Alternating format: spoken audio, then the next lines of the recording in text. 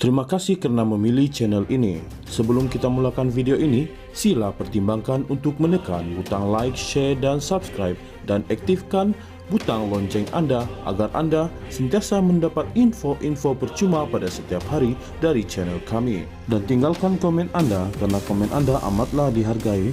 Terima kasih. Isteri bekas Menteri Kewangan, Tun Daim Zainuddin, mengingatkan Perdana Menteri Datuk Seri Anwar Ibrahim bahawa kuasa itu singkat dan perhitungan menunggu mereka yang menyalahgunakannya.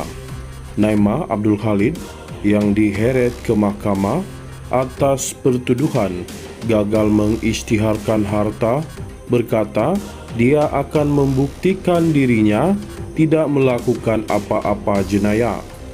Saya katakan kepada anda, Anwar Ibrahim, kuasa itu singkat dan perhitungan sentiasa menunggu mereka yang menyalahgunakannya. Seperti mana kata-kata William Shakespeare yang sering kamu petik, "Man proud man, dressed in a little brief authority."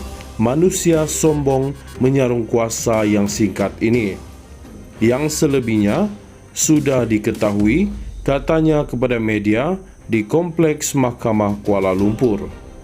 Naimah Abdul Khalid hari ini mengaku tidak bersalah di hadapan Mahkamah Session di Kuala Lumpur atas pertuduhan gagal mengisytiharkan 12 harta seperti dikehendaki oleh Akta Suruhanjaya Pencegahan Rasuah Malaysia SPRM Disember lalu. Bagaimanapun, Naimah 66 tahun mengaku tidak bersalah sejurus tuduhan dikemukakan terhadapnya di hadapan Hakim Azura Alwi. Naimah seterusnya berkata, jenayah yang sebenar adalah perancangan rapi untuk mencemarkan nama baik suaminya serta melunaskan dendam politik terhadap keluarganya. Jenayah yang sebenar adalah memandulkan dan menyalahguna institusi utama negara seperti Suruhanjaya Pencegahan Rasuah Malaysia SPRM dan Jabatan Peguam Negara dalam melunaskan dendam politik. Jenayah yang sebenar adalah menggunakan kuasa bagi tujuan pribadi dan bukan untuk kepentingan rakyat, katanya. Dia juga mendakwa Anwar Ibrahim cuba menyasarkan musuh politiknya dengan tuduhan yang direka-reka. Jenayah yang sebenar adalah berdendam dalam mengejar musuh politik lampau yang tidak berkuasa lagi, dengan tuduhan tidak berasas ketika ekonomi terus terbantut, reformasi diabaikan dan negara merundum, katanya lagi. Naimah didakwa memberi pernyataan bertulis, bersumpah yang tidak mematuhi terma notis mengikut Seksyen 36(1)(b) Akta SPRM 2009, Akta 694 bertarikh 8 November lalu yang dihantar kepada tertuduh oleh seorang pegawai Suruhanjaya Pencegahan Rasuah Malaysia SPRM pada 14 November 2023, iaitu dengan tidak mengisytiharkan harta. Harta itu membabitkan dua syarikat iaitu Ilham Tower Sdn Bhd dan Ilham Baru Sdn Bhd serta dua Mercedes-Benz, selain 8 hartana membabitkan Menara Ilham. Isteri bekas Menteri Kewangan, Tun Daim Zainuddin, mengingatkan Perdana Menteri Datuk Seri Anwar Ibrahim bahawa kuasa itu singkat dan perhitungan menunggu mereka yang menyalahgunakannya. Naimah Abdul Khalid yang diheret ke mahkamah atas pertuduhan gagal mengisytiharkan harta berkata dia akan membuktikan dirinya tidak melakukan apa-apa jenayah. Saya katakan kepada anda, Anwar Ibrahim, kuasa itu singkat dan perhitungan sentiasa menunggu mereka yang menyalahgunakannya. seperti mana kata-kata William Shakespeare yang sering kamu petik. Man proud man, dressed in a little brief authority, manusia sombong menyarung kuasa yang singkat ini. Yang selebihnya sudah diketahui, katanya kepada media di Kompleks Mahkamah Kuala Lumpur. Naimah Abdul Khalid hari ini mengaku tidak bersalah di hadapan Mahkamah Session di Kuala Lumpur atas pertuduhan gagal mengisytiharkan 12 harta seperti dikehendaki oleh Akta Suruhanjaya Pencegahan Rasuah Malaysia SPRM Disember lalu. Bagaimanapun, Naimah 66 tahun mengaku tidak bersalah sejurus tuduhan dikemukakan terhadapnya di hadapan Hakim Azura Alwi. Naimah seterusnya berkata, jenayah yang sebenar adalah perancangan rapi untuk mencemarkan nama baik suaminya serta melunaskan dendam politik terhadap keluarganya.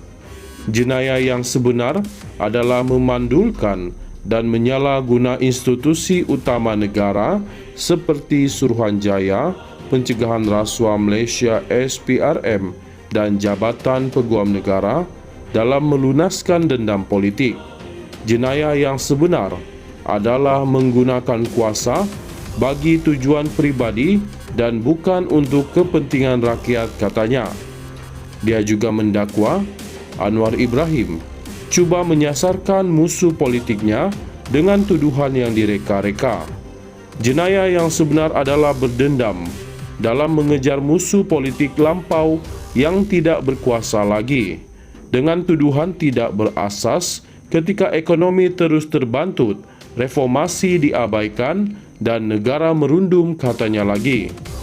Naimah didakwa memberi pernyataan bertulis, bersumpah yang tidak mematuhi terma notis mengikut Seksyen 36(1)(b) Akta SPRM 2009, Akta 694 bertarik 8 November lalu yang dihantar kepada tertuduh oleh seorang pegawai Suruhanjaya Pencegahan Rasuah Malaysia SPRM pada 14 November 2023, iaitu dengan tidak mengisytiharkan harta.